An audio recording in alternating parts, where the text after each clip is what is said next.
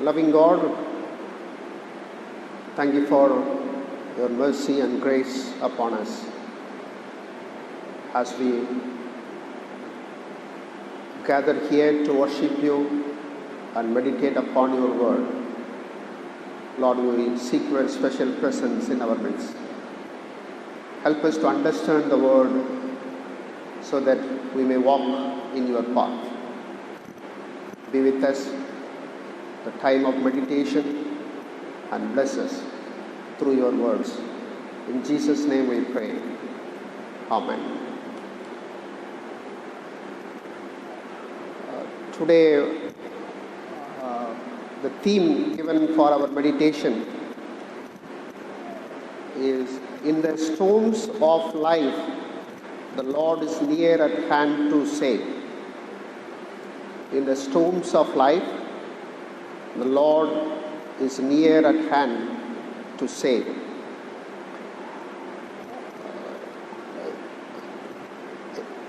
Every stage of our life, we have a great storm. Sometimes we feel like that, even though it may not be.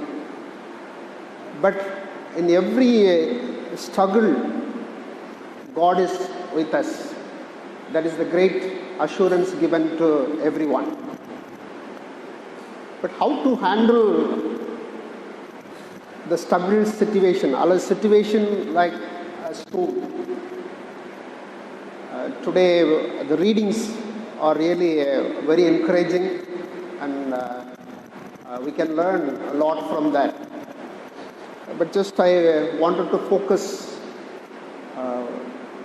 two characters, as it was mentioned in the Gospel, St. Peter, as well as the kings, where Elijah was mentioned. Prior to that, just I wanted to read the verse from James, as we heard, as a second lesson.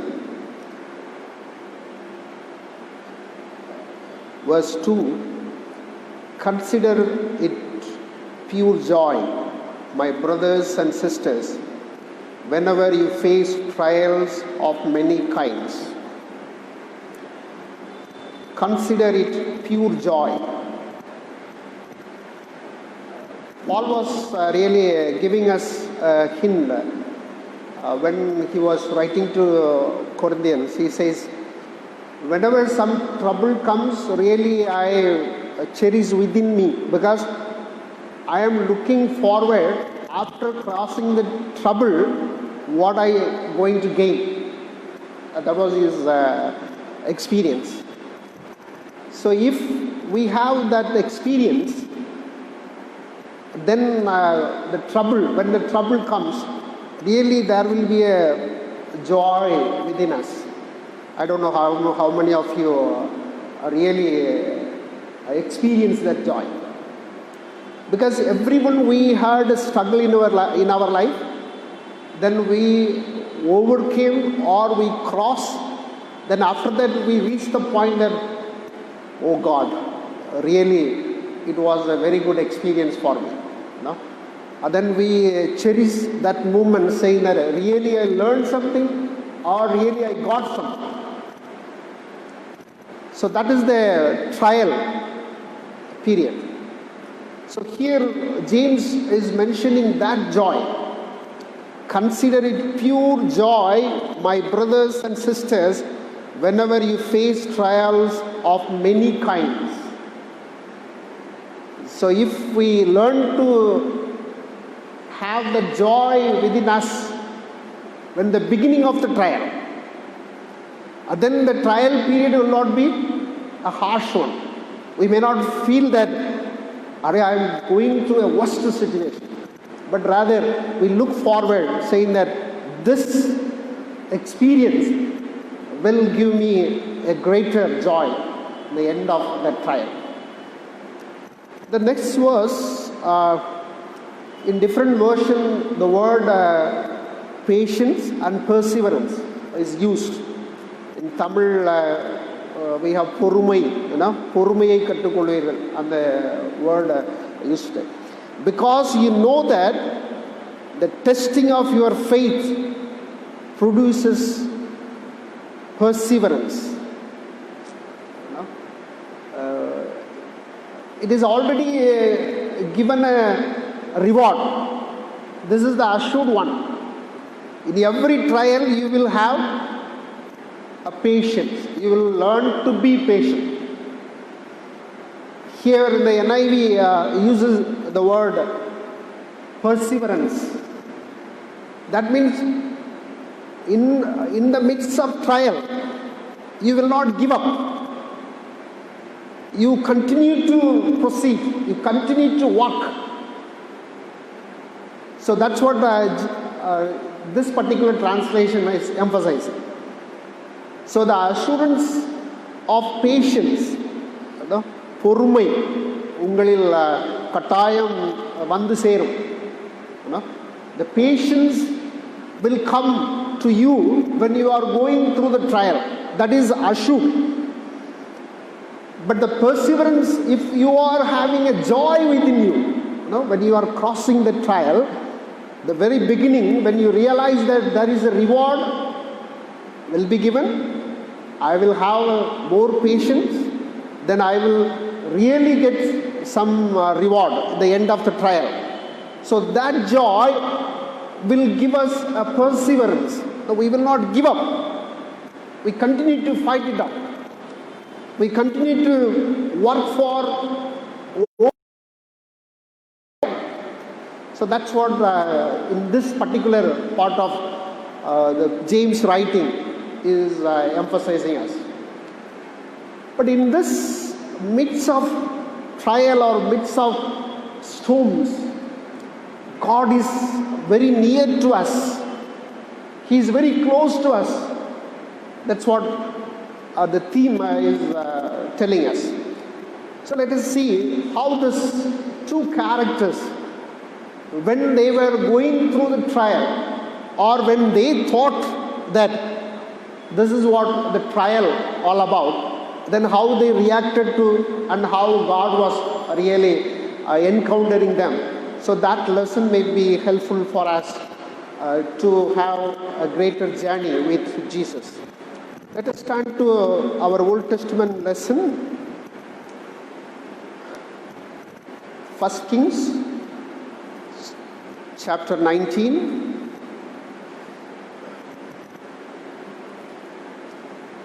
First Kings chapter 19. It's all from verses 1 to 14. We can take it, but we will I will explain stage by stage. The previous chapter we know that Elijah versus the prophets of Baal. There was a great challenge. Whose God is greatest? So Elijah was proving that the God of Yahweh is the Almighty living God. So in that end of that story, Elijah was bold enough to kill a lot of Baal's prophets. So he captured everyone and brought them to a particular place and he massacred them. The next day, now it all happened in front of the king Ahab. Now Ahab narrating this story, what had happened the previous day, narrating his wife, telling that, oh, this is what happened. This fellow killed all our prophets. Then Isabel is challenging. She is making a challenge. When we read verse 2, so Jezebel sent a messenger to Elijah to say, may the gods deal with me, be it ever so severely, if by this time tomorrow I do not make your life like that of one of them. Now here started the trial or trouble for Elijah. He was so courageous, so bold, so arrogant. Even he was very vigorous to prove that Almighty God is the one who exists under the sky. But now, because of this women challenged him, he got a fear. The boldness, the fearless Elijah, somewhat now he is very much afraid. He afraid of what? The next sentence, the verse 3 says, Elijah was afraid and ran for his life. He already decided that my life will go. Anyway, she will kill me. So now he already came to the conclusion saying that, sure, my life will go. So let me run. So he was running away and tried to escape from this lady, and he entered into the desert. Then where he was hiding himself, then the angel came and gave him food. Twice there was a touch of angel. Now, even when you read verse 7, the angel of the Lord came back and second time and touched him and said, the touch of angel is something we must understand. Before God intervened into Elijah's life, God sent an angel to encourage Elijah. Now, he was very much disappointed, very much filled with fear, then frustration. Then he is lamenting, let me die. Now, what is the point living anymore? Even he is trying to curse himself, saying that I am not better than my forefathers. Why should I live? So he came to the conclusion that the mission on earth is over. Whatever I may have to do, I have already done it. So he came to that conclusion. So that's why he is telling, let me die. What is the point? But I don't want to die in the hands of Jezebel. Because if I die in that way, it may be a shameful death. So that's why he heard that. But ultimately he wanted to die. No, he was running away to save the life. No. He wanted to escape from Jezebel, and he wanted to say to God that what I have to accomplish, I have accomplished. Now let me die. So when the angel came and touched and gave him food, the frustration gone into the extent of again saying that, let me die. No? So that sometimes we also go to that extent. The surrounding may give some hope. Somebody may come and comfort us, and they will tell you, don't worry, this situation will just pass on. God is with us. We will live. So, but that time also we will say that, no, I don't want to live. This particular thing is too much for me. Why should I live? So that kind of frustration, thinking that I have accomplished enough, this life is enough. I finished my task which is given for me.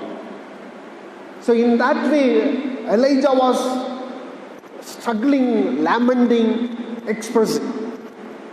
So he was got up and had that food. Then 40 days, day and night, he was going. Where he is going, he did not know. Where he is supposed to go? No aim at all. He was simply just leaving the place and going 40 days and night. He spent all his energy, and again he entered into the cave. And he was frustrated there also. No? So now, twice, God is asking a question. No?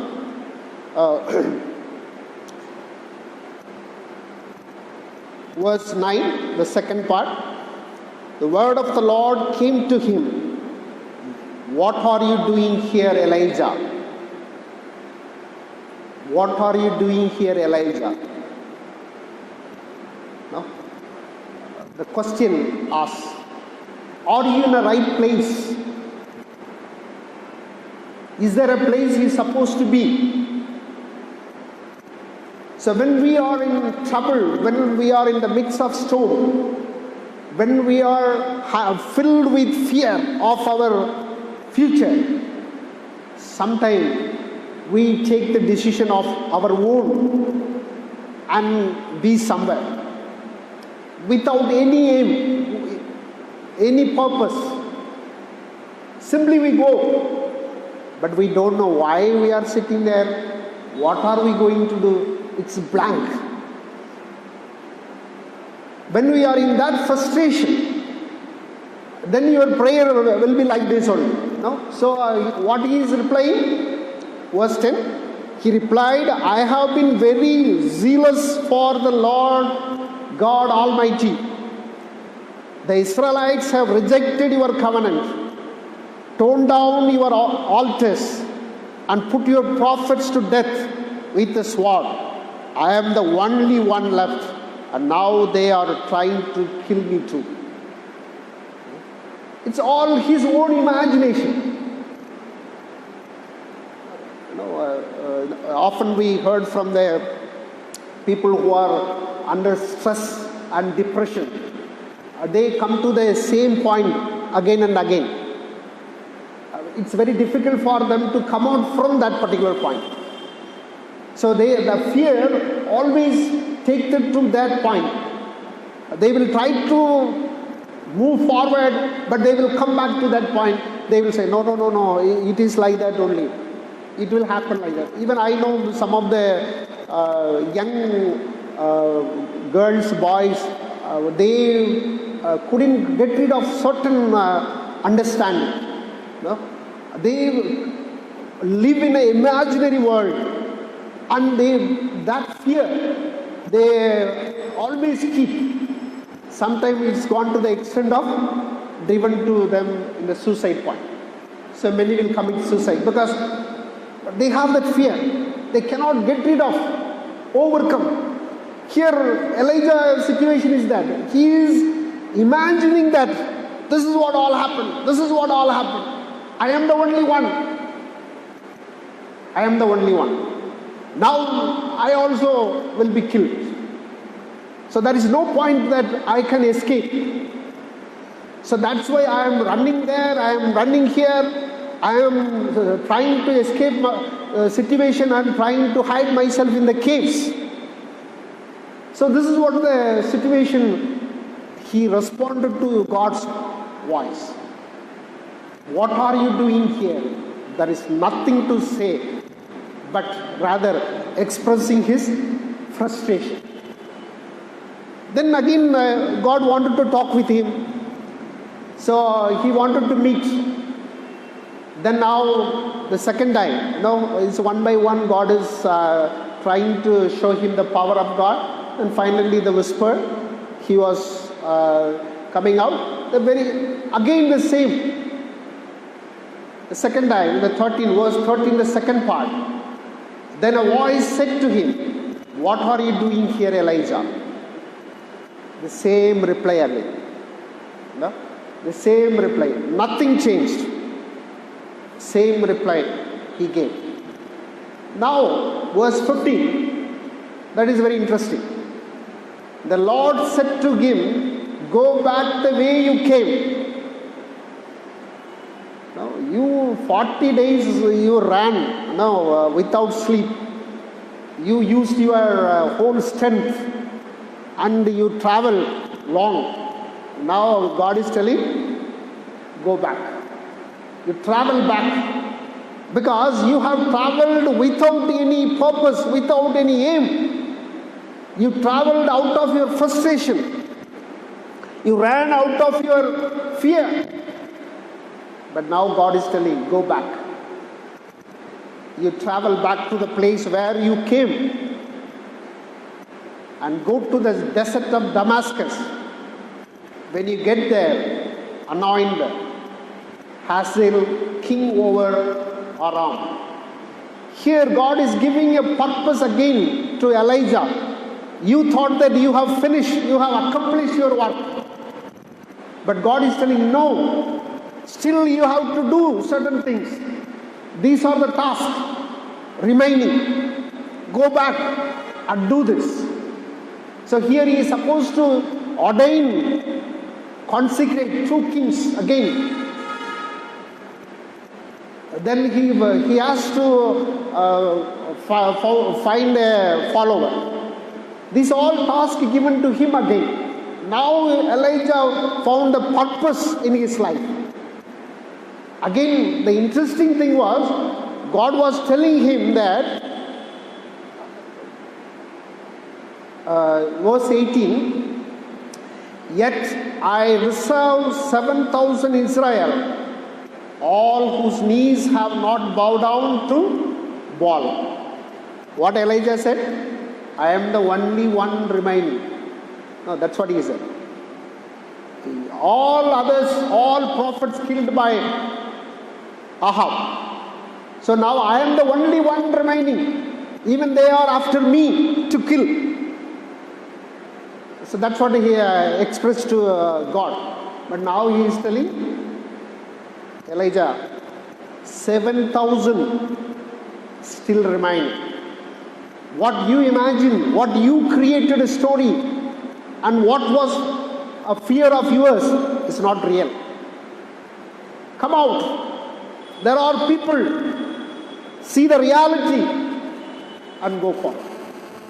So in that way, God guided Elijah to have a purpose in life and move forward.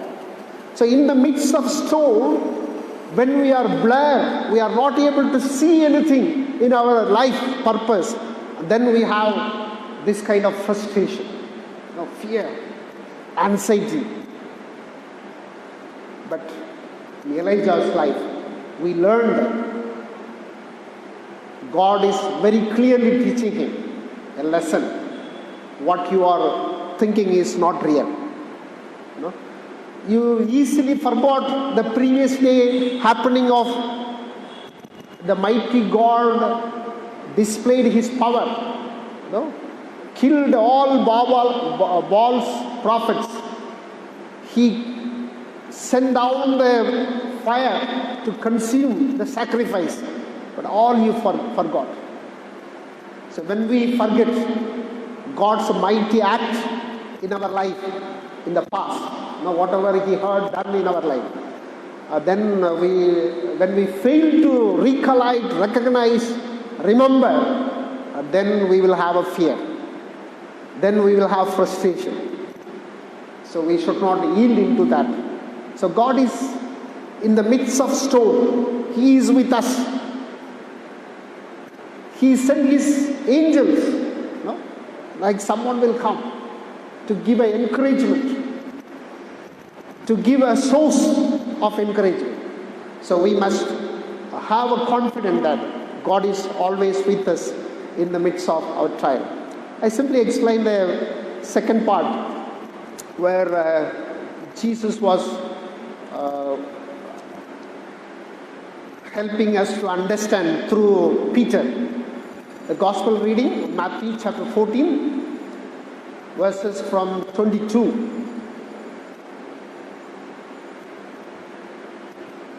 Here again, this is the movement with disciples. After feeding the 5,000, Jesus was asking the disciple to go the other side of the river.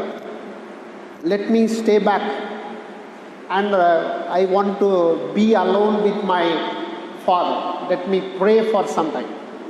So it's very clearly says, verse 23, Matthew chapter 14, verse 23. After he had dismissed them, he went up on the mountainside by himself to pray. So, Son of God, no, Jesus as a Son of Man or Son of God, whatever you take a model, he is the perfect model for everyone. So Jesus himself spent time with Lord through prayer. So after this greater miracle, he is going to be with the Lord for some time. He spent time, then now he is coming back. So while he is joining with the disciple, the situation was not good. That's what it's explained. You know, if you continue to read that, later that night, he was there alone, and the boat was already a considerable distance from land, buffeted by the waves because the wind was against it. Shortly before dawn, Jesus went out to them, walking on the lake. When the disciples saw him walking on the lake, they were terrified. It's a ghost, they said, and cried out in fear. So this is the situation. So here, these disciples, they cried out with fear. Here also, what they thought is not real. No. Here the imaginary situation again. They couldn't see Jesus as a real person walking on the water and coming towards them. Rather, they thought that it was a ghost. Again, their eyes were blind. No, they are not able to see the reality. Here,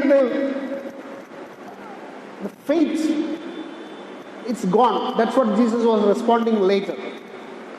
So when we are filled with fear, then our faith vanishes. So when we are filled with faith, then our fear vanishes. These two cannot go together. Where there is faith, there is no fear. We will be very bold to face the situation. We will be very strong, to go through that struggle. But when the fear comes, we will really tremble, struggle, all unwanted thing will be there. Then now, the reaction from Jesus. Jesus was responding to them. Verse 27. But Jesus immediately said to them, "Take courage. It is I. Don't be afraid." When we are struggling, when we are in fear, there is a voice of God always come to us. Do not afraid. It is I am. That's what he said. Maybe with us, I am with you always. But many times that voice not heard. We are not able to listen to those voice.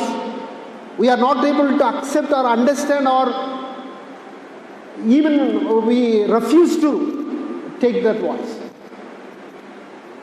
But fortunately, Peter was very shrewd. He immediately responding to Jesus' voice. "Lord, if it is you, tell me to come to you on the water." He is a very clever man, one way. He did not jump into the water and say that, "Okay, if it is you, I will also walk." But he is telling, if it is you, you tell me to come, then I can come. So that was the test. Immediately the fear gone. That's what happened. Immediately the fear gone out. Then he wanted to go to Jesus as he was walking on the water. No, that was happened. Then Jesus also said, come. Then this man take that word as assurance, as a hope, and he walked on the water. Then while walking, he was drowned. Then he shouting, Then he cried out, Lord, save me. Then immediately Jesus reached out his hand and caught him. You of little faith, why did you doubt? Why did you doubt? That was it. So again, the fear is against hope or faith. Again, the doubt. When we are doubting something, particularly doubt on God's power, God's word, God's assurance, God's promise, and then also we'll have problem. So this man started with a hope, started with a faith on God's word. He said, come. Then he just jumped in and he walked. But on the way, he began to see something which is really threatening. The storm, the waves, these are all something threatening. What is happening? So he had a little doubt on his own hope. So that's why Jesus was telling, you of little faith. This is an English version, it is a very gentle word, oh little faith. But in Tamil, it's interpreted Arpa Viswasi. In Tamil, somebody scolds somebody, they use Arpa Paile.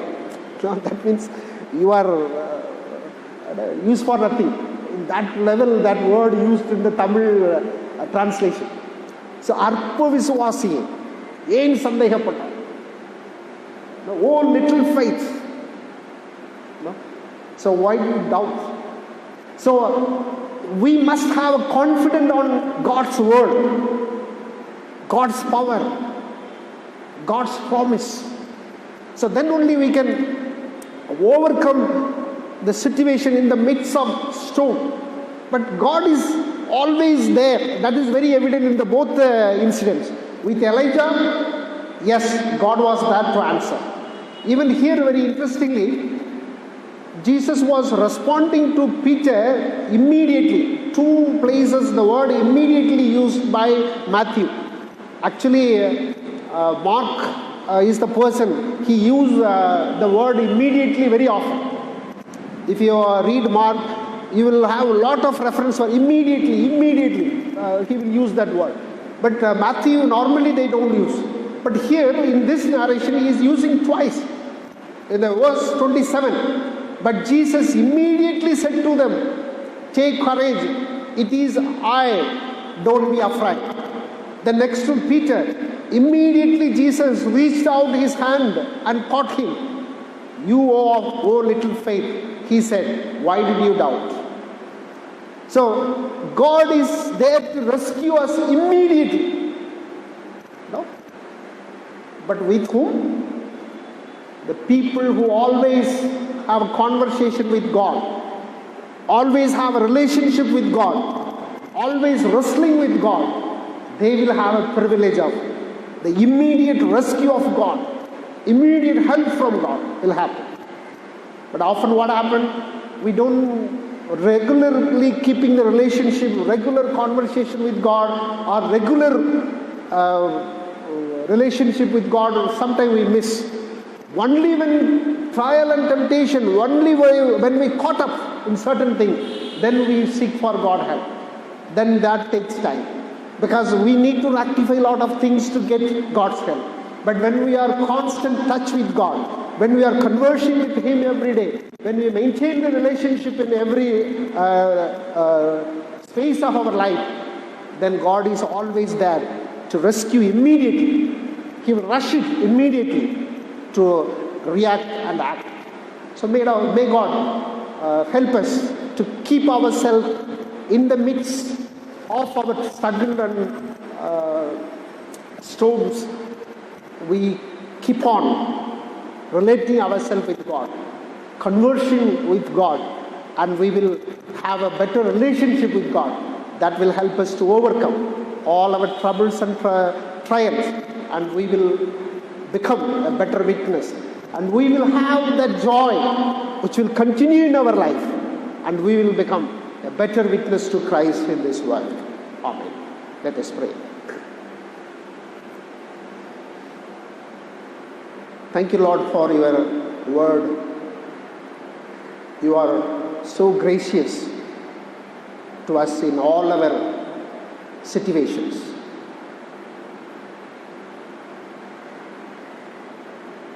Many a time we have a fear which is created by our own imaginations.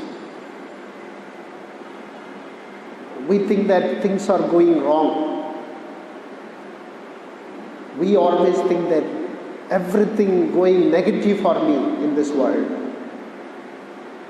We fail to acknowledge and fail to see the positive aspect of our life which is happening in the surrounding.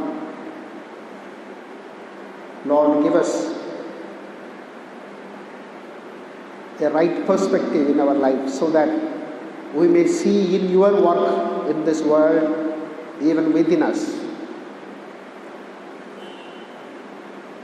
We also many times fail to maintain a good relationship with you. That's why many times when we are in trouble, we fail to hear your voice, guidance, promises. We doubt your great mighty power, great value of word of God, your great assurance of promises. Forgive us, O Lord. Help us to continue to be with you so that we always overcome the situation and we will be rescued by you in any situation in this world, and we may rejoice in you always. Give us the same confident faith, hope in you, so that we may also witness in your life. Always help us to keep the purpose in our life, goal in our life, so that we move forward. Not like Elijah, out of frustration we say that I am not good. Let me leave out. Let me leave this world because there is no purpose for me. We are not supposed to say that. But you have a purpose in our life. Help us to work towards that purpose so that we may also be a person who really fulfilling your task, your goal, your aim in this world. And we may be blessing to many. We commit the entire congregation as well as the people who hear to listen to this word. Lord, bless us and guide us. In Jesus' name we pray. Amen.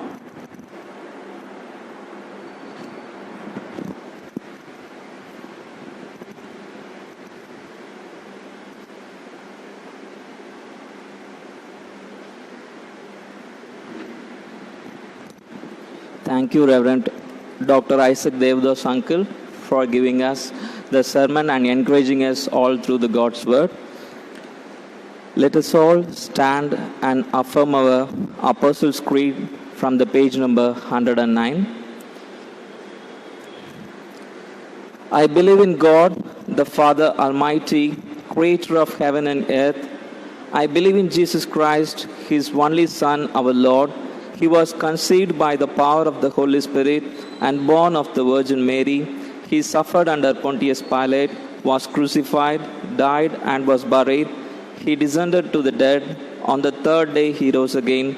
He ascended into heaven and is seated at the right hand of the Father. He will come again to judge the living and the dead. I believe in the Holy Spirit, the Holy Catholic Church, the communion of saints, the forgiveness of sins, the resurrection of the body, and the life everlasting. Amen. Please be seated.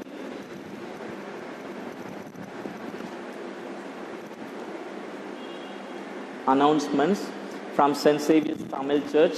We are wishing a very happy birthday to the people who are celebrating their birthday this week. On 14th September, Mr. Benjamin Sounder